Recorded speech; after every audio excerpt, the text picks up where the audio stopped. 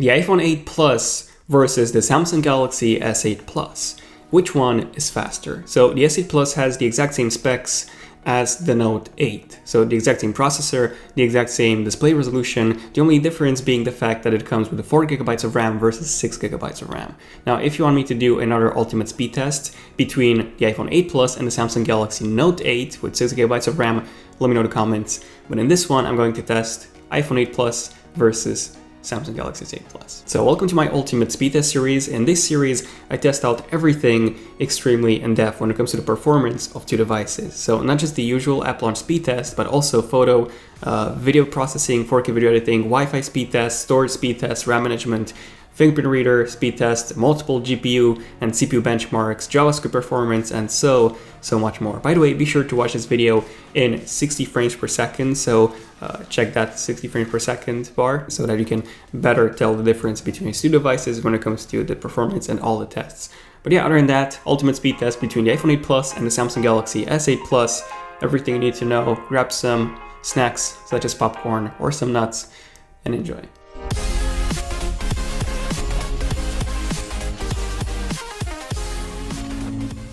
Okay, so before starting the actual test, I just want to mention a few things. So they both have the exact same apps installed. I've also enabled airplane mode on both. I removed a SIM card from both, and both phones are also on Do Not Disturb mode, and I've enabled Wi-Fi. The brightness is about 70% on both.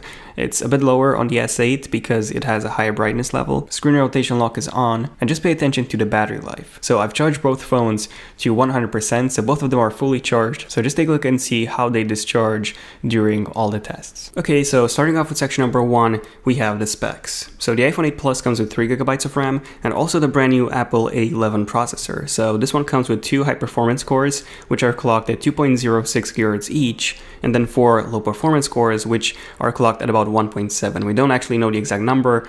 On the iPhone 7 it was 1.7, so it should be around 1.7, 1.8 for the 4 low-performance cores. And the Apple A11 chip is also based on a 10nm process. The S8 Plus, on the other hand, comes with 4 GB of RAM and the Snapdragon 835 in the US and the Exynos 8895 for the international version. Both come with 4 high-performance cores, 2.35 or 2.3 GHz each, and also 4 low-performance cores of 1.9 or 1.7 GHz each, and then both of them are actually based on a 10nm process. Okay, so we have no apps running in the background, so let's begin the second test, which is the app launch speed test. Okay, so the timer has started and the iPhone is already at the CNN app. So I'm running a few apps, a few different ones, so a few more lightweight apps at the beginning, and then a few 2D games, and at the end 3D games, photo processing, video processing, and so on. So it seems that the Samsung Galaxy S8 has actually caught up with the iPhone 8. So both of them are loading Crossy Road. Well, the iPhone has finished already. For some reason, this game takes ages to load. Now, as you can see, the iPhone is already at Hitman, and the next app is Temple Run 2. I'm going to speed this up a bit, and Temple Run 2 has already loaded on the iPhone 8, and again, the Samsung Galaxy S8 is actually catching up from behind. Now, the next game is Asphalt 8. So this game is a pretty demanding one, and the iPhone has already finished loading it. The next one is GTA San Andreas. So with San Andreas, I'm actually going to start off with a brand new game. So I'm going to skip this, and I'm going to start a brand new game. And just take a look at the iPhone. Take a look at how quickly it creates a new game and loads up the game. So welcome to San Andreas. And yeah, I'm just gonna close this. The next game is Dead Trigger 2. This is also one of the most demanding games that you can get at the moment. The Samsung Galaxy S8 is still loading GTA San Andreas, and the iPhone 8 is almost finished when it comes to loading Dead Trigger 2. The Samsung Galaxy S8 is still loading GTA San Andreas, and as you can see, the iPhone has already finished loading Dead Trigger 2, and the game seems to be really fluid and playable. So I'm going to go to the next app, which is Minecraft. Now, I know, Minecraft is not a demanding app at all, but I just want to create a new world and see how fast they both create a new world. So the iPhone is almost done. Samsung Galaxy S8 is still loading Dead Trigger 2. The iPhone is done with Minecraft, so let's move on to the photo and the video editing app. So with this one, I'm actually going to open up a 5K image, and then I'm going to add vibrancy. Okay, so let me just fast forward this a bit. So the iPhone has finished with the image, and the next app and the final app is Adobe Premiere Clip. So with this one, I actually have a 4K video at 30 frames per second that I shot with my GH5, and I'm going to, this is a pretty demanding file, so I'm going to export this on both and see which one exports it first. Now, as you can see, the iPhone is way ahead of the Samsung Galaxy S8 Plus. So the S8 Plus is only now opening the Photoshop Express app. And the iPhone 8 Plus has now finished exporting the video, and just take a look at that, 2 minutes and 58 seconds. That's a really impressive score. That's much lower than what I got previously in my iPhone 8 Plus versus iPhone 7 Plus test. In case you haven't seen that, the link for that is in the description, by the way. But that was mostly because in that video I tested a bit more demanding apps, such as GarageBand and also iMovie, than the ones that I actually tested on, as the S8 and the iPhone 8 Plus, because you don't actually have iMovie and GarageBand on Android. Okay, so the S8 has now finished exporting the video as well. So let me just go to the clock app and stop the timer, and 4 minutes and 46 seconds, so 1 minute 48 seconds later, the Samsung Galaxy S8 Plus has finished. So a pretty significant difference between the two. Now, before doing the actual RAM management test, I want to open up a few of these apps and see if we have any visual or performance differences between the two. So first off, Minecraft, as you can see, this one is already loaded from the background on the iPhone 8 Plus, and it has to reload on the Samsung Galaxy S8. But again, this is not really the RAM management test. That would be the next one. So taking a look at the actual performance, it's really fluid on the iPhone 8 Plus. It's actually really fluid on both, but it's definitely 60 frames per second on the iPhone 8 Plus and maybe just a tiny bit below on the S8 Plus. Hopefully you're watching this video in 60p, by the way, so you can actually tell the difference. Next up, taking a look at GTA San Andreas, here's a pretty big difference between the two. So definitely 60 frames per second on the iPhone 8 and probably about 45 on the S8 Plus. Hopefully here you can tell the difference, but the biggest difference is actually in terms of the graphics. So just pay attention to all the small details. So if you take a look at the texture on the wall, for example, the suitcase, even the text, you can see it's much sharper, everything on the iPhone 8 Plus.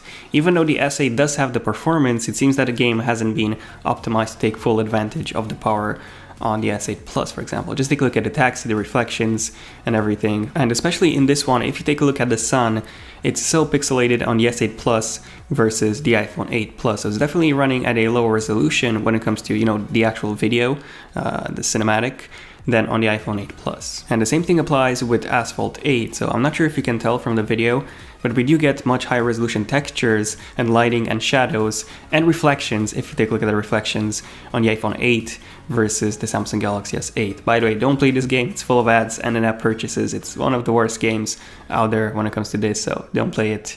But it's, pretty good way to tell the difference when it comes to graphics. And finally, the same thing applies to Dead Sugar 2. So in this one, it's actually an even bigger difference. If you can see on the iPhone 8, we have a puddle in the middle and also more smoke. And the fire is a bit more visible, so to say, than on the S8 Plus. And also the texture is much higher of the street, of the car, and everything. So hopefully you can tell the difference. Definitely watch this video in full screen on your computer if you can. Moving on to test number 4. Let's take a look and see how many of these apps are actually still open in the background. So the first one that I'm going to test is the clock app, which surprisingly it wasn't open on the S8, which is a bit interesting. BBC News, this one wasn't open on any of them, but it actually loaded first on the Samsung Galaxy S8 Plus. Moving on to a few games, so Crossy Road is fully loaded and also fully playable on the iPhone 8 Plus, as you can see, versus the S8 Plus, which has to reload it from scratch. Hitman Go, pretty much the same story, so fully loaded on the iPhone 8, has to reload again on the S8 Plus. Let's try Temple Run 2. Again, fully loaded on the iPhone 8 Plus, has to reload again on the S8 Plus, even though the S8 Plus comes with more RAM than the iPhone 8 Plus, so 4GB versus 3GB of RAM. Now, a bit of a surprise here, it seems that Asphalt 8 was loaded in the background on the S8 Plus as well. That's probably because it was, one of the last apps that we had opened before. Now, GTA San Andreas, fully playable and loaded on the iPhone 8, not as much on the S8 Plus. Dead Sugar 2, same story, fully loaded and playable, not as much on the S8 Plus. Moving on to, let's try Minecraft, and fully loaded, actually not really. Okay, so it went into the menu, but it is playable and loaded on the iPhone 8 Plus. Again, not on the S8. Moving on to Photoshop Express. This one is still loaded and fully usable and actually crashed. So on the S8 Plus it crashed. Okay, so let's move on to Adobe Clip. And this one It was fully loaded on the iPhone 8, took a while to load on the S8 Plus, but it was everything, the project was still there. Okay, so let me just close all the apps running in the background. Just take a look at how easy it is to just close everything on the S8 with just the tap of a button.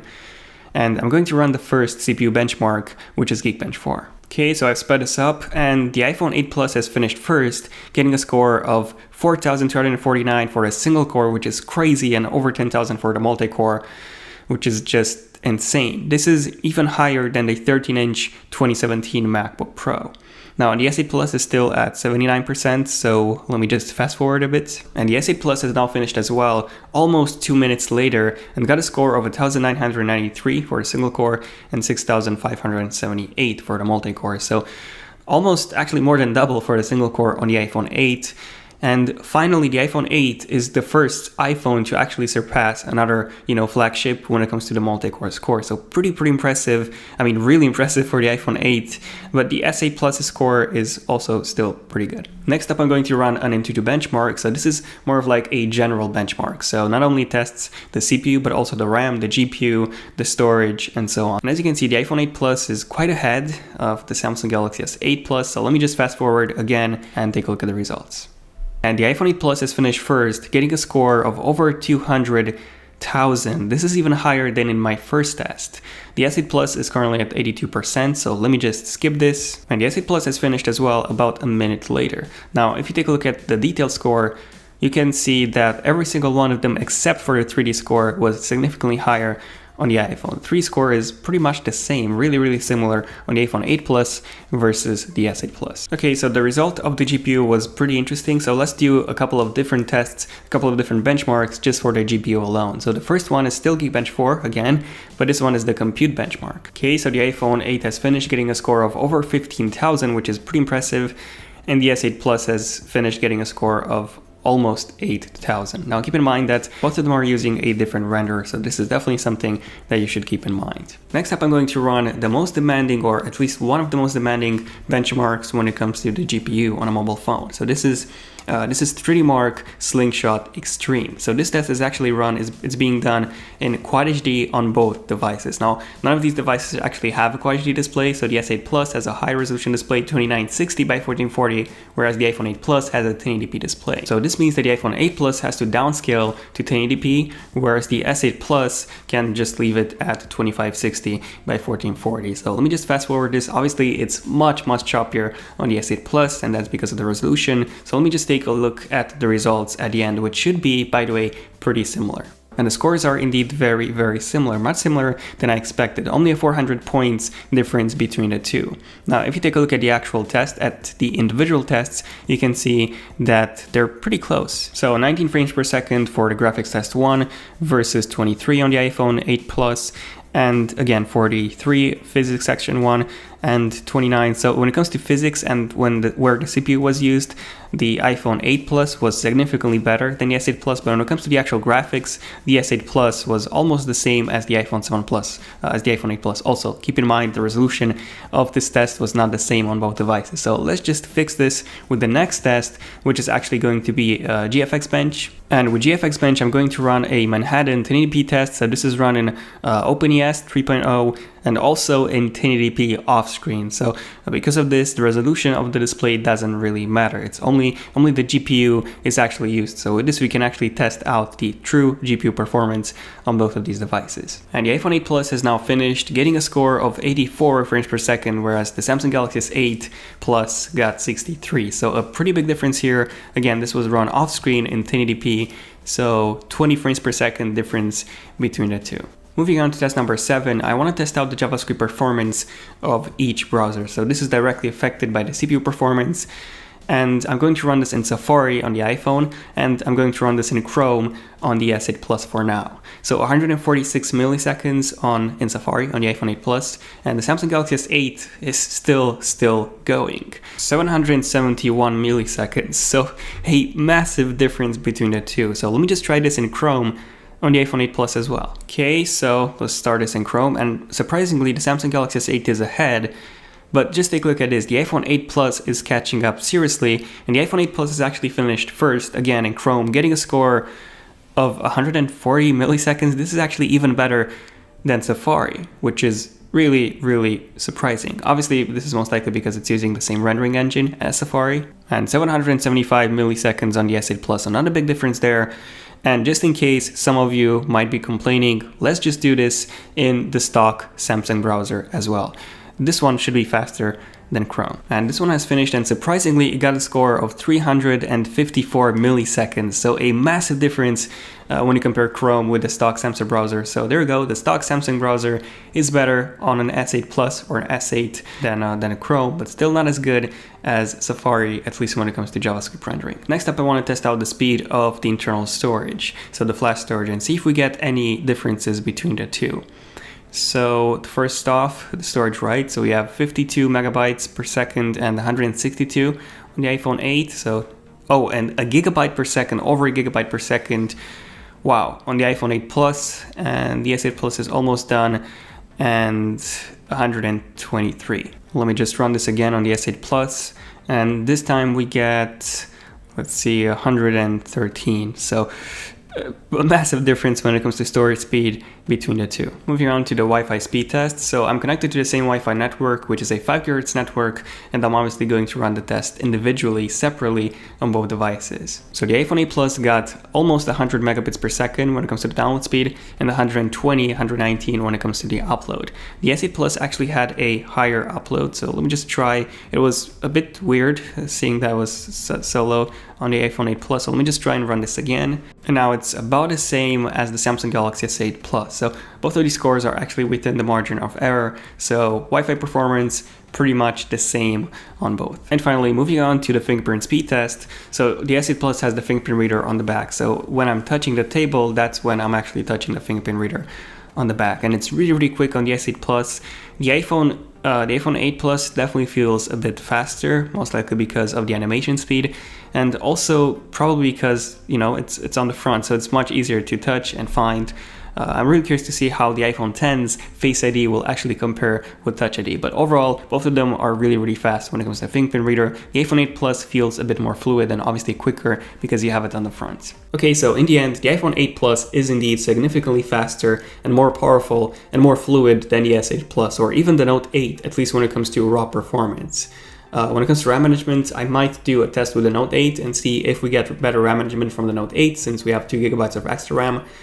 But so far, the iPhone 8 Plus and the iPhone 8 are actually comparable to a 2017 13-inch MacBook Pro, whereas the S8 Plus and the Note 8 are weaker single-core wise, at least, than even a 2015 iPhone 6s. So what I mean by this is that, yes, in day-to-day use, you will definitely notice a speed difference between these two. So the S8 Plus feels actually pretty laggy quite often for me, especially if you're coming from an iPhone or even a Google Pixel. Yes, if you want a really fluid iOS-like experience, definitely go with a Google Pixel. Or another option is to just get a package disabler on an S8 Plus and just disable all the Samsung bloatware, especially Bixby, which actually takes up quite a lot of resources. But this is not me saying that the S8 Plus is a bad phone. No, it's a really good phone. It has a much better display than the iPhone 8. It has a 2017 design versus a 2014 design that the iPhone 8 has. And it looks so much better, so much more futuristic and modern when compared to the iPhone 8. Now, of course, that the iPhone 10 is just around the corner, so the iPhone 8 is already outdated. Not really, just joking. But the iPhone 10 is coming out pretty soon. If you want to see how the iPhone 10 compares to the Samsung Galaxy S8 Plus, I've actually done an in-depth comparison with everything you need to know in case you want to see how those two phones actually stack up. But other than that, if you want to see more ultimate speed tests like this one, feel free to subscribe to my channel. And also don't forget to enable notifications so that you're notified whenever I upload a brand new video. I have a lot of videos covering the iPhone 8 coming soon, so definitely stay tuned for that. Also check out my iPhone 8 versus my iPhone 7 Plus ultimate speed test in case you want to see that. And other than that, feel free to give this video a like if you have enjoyed it. Let me know. It took a really long time to make, so every single feedback is really appreciated. And also let me know in the comments which ultimate speed test do you think I should be doing next. Other than that, thank you for watching. I'm Daniel. Hopefully you've finished all of your popcorn. And yeah, I'll see you guys in my next one. Let me know in the comments what you guys think, by the way, of this speed test. Do you think the S8 Plus being slower and laggier, do you think this is actually an issue for you? Or do you think it's something that you won't really notice or you don't really care in day-to-day use? Let me know in the comments what you guys think. But yeah, other than that, I'm Daniel, and I'll see you guys in my next one. Son of Tech, signing out. Cheers.